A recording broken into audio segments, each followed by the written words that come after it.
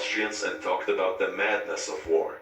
Many deputies changed their votes. Had Bismarck announced his real intentions, arguing it was better to wait now than a month later, he would not have won. Most Prussians wanted to go to war at that moment and mistakenly believed their army to be superior to the Austrians. Had he gone to the king, his sincerity would have been doubted. By giving misleading statements about wanting peace and concealing his true purpose, Bismarck's speech catapulted him to the position of prime minister. He later had the country go to war against the Austrians at the right time when he felt the Prussian army was more capable and united with Germany. Yet another example, the Duke of Marlborough used this in the Spanish Succession.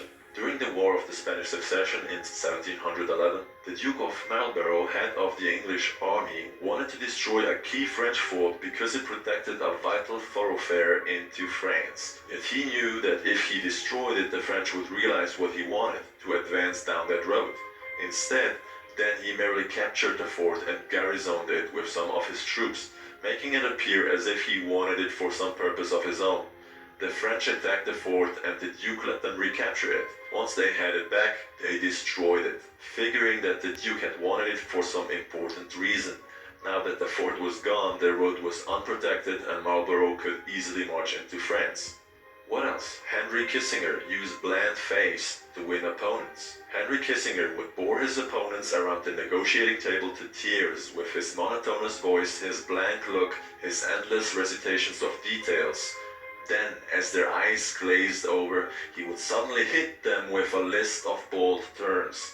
Caught off guard, they would be easily intimidated. As one poker manual explains it, while playing his hand, the good player is seldom an actor. Instead, he practices a bland behavior that minimizes readable turns, frustrates and confuses opponents, permits greater concentration. Spies use appearing to belong to a group method.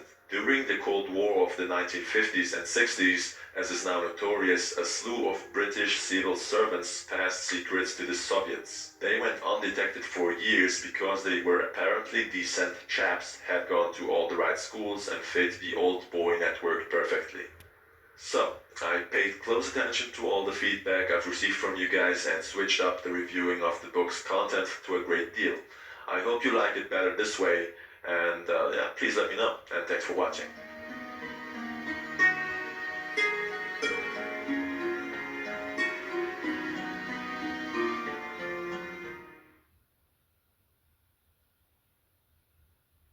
The put on mat it is. What the fuck is that sentence?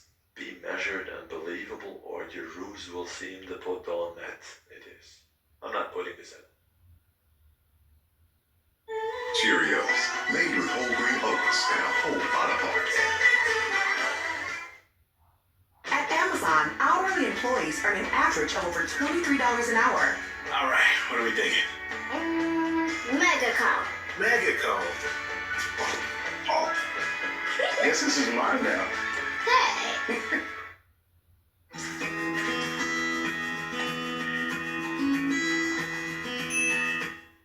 Hey Psych2Goers, and welcome back to another video. Thank you so much for your love and support, enabling us to send your way another wealth of everyday psychology. Let's explore. Have you ever given someone the silent treatment?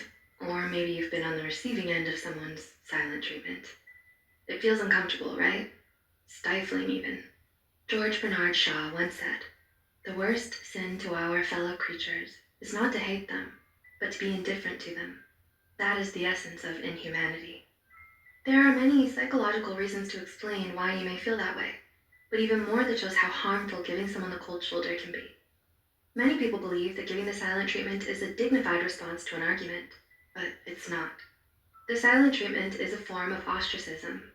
The perpetrator often deflects, evades, subverts, or rejects your input, thus freezing you out completely. Their withdrawal leaves you feeling confused and hurt until you eventually get used to it. According to the professor of psychology, Kipling William at Purdue University, it's a form of passive abuse. It's employed with the intent to punish someone and thus yields harmful repercussions. Here are 6 reasons why the silent treatment